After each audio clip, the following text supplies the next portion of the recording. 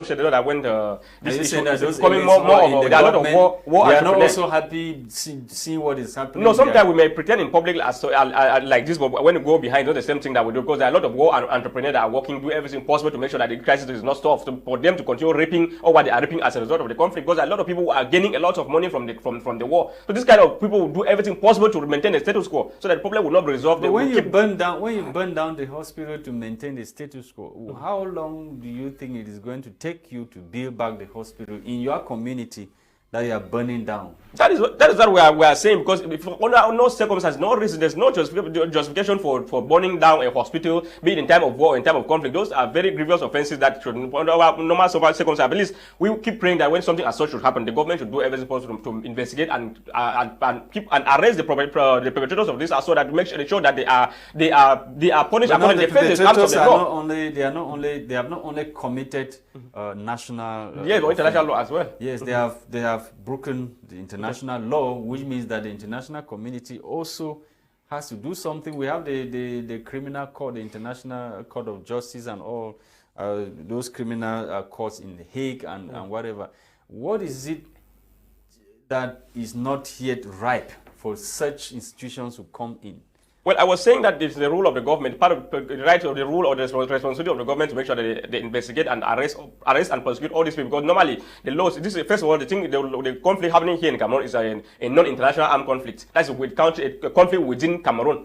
So normally when it is a conflict as such, it is the responsibility of the government of that country to make sure that we saw that in Rwanda, other countries, and at the end of the day, those people were, Yes, that's what I'm saying, that the first rule is that it's the responsibility of the government to make sure that all those who are perpetrating such crimes are arrested and prosecuted. It's when the government fail in doing all these now that this international community can come in or whatsoever to make sure that possible this thing. Vous voulez nous faire croire qu'en 5 ans que cette crise est perdue, le gouvernement n'a pas encore échoué? No, actually, the government has failed in all sense. Donc, because when you look when I talk about government arresting, investigating, arresting some people. I know you work closely with the international organization, with the international community. So, what is still holding the international community down to come in?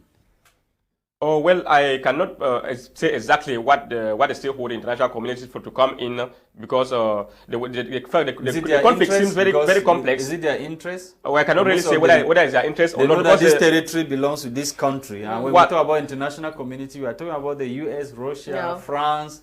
Yes, it's true, but I cannot. And they have their territories already partitioned in Africa. So whatever thing we are saying here, they know that this territory belongs to France. This belongs to UK, so they cannot just come in and. Yeah, it is true that the United Nations or whatever international community has a lot of role to play with regard to issues and so on. But we keep saying that we don't need to create problems, or when you have problems in our country, keep waiting or relying on the international community to come in. We need to play our own role. The government of Cameroon need to play an active role to make sure that a seek an amicable, a peaceful way out of the conflict. We don't need to keep relying on the international community. What role do you want the government to play when the people perpetrating the act, most of them are based in those countries that I just cited, in the US, Norway, Belgium, United Kingdom, South Africa, when all these people, they are based in these countries?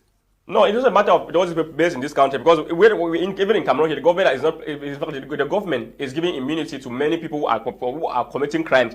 In several instances, we have seen the military that have been involved in, have been implicated in cases of direct killing civilians, and the government keeps telling us they are arrested and they are detained up to death for 6 years, 5 years, 4 years. Those military that were informed that they have been arrested and jailed. We have the Gabo case that is still ongoing at the military tribunal. We had Kumba case, and we have so many other cases. You can bear with me that 2 years ago there was a man that was being tortured by defense and security forces in Donga Mantum division.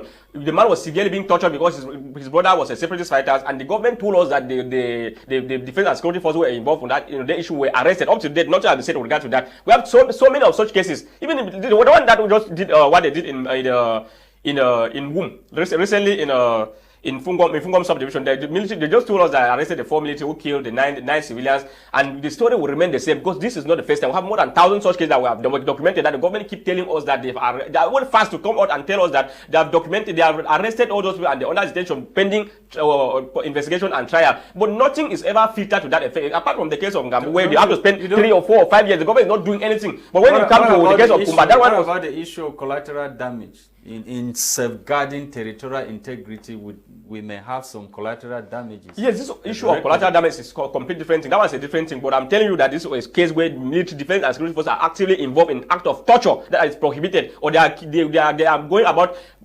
extradition. Let me talk about a good example. The good example of something that happened on the 13th. I think should be on the 13th or the 12th of this month in Dop, where actually in Bamali, where the separatist fighters were targeted by the defense and security forces. They went they called the defense and security forces and told them that there was a separatist fighters in around powerhouse in Bamali. They went there to kill the man, and upon coming, there were two civilians that were seated beside somehow around the guy side where the guy was seated. The defense and security forces opened the direct bullet, they attempt to target them.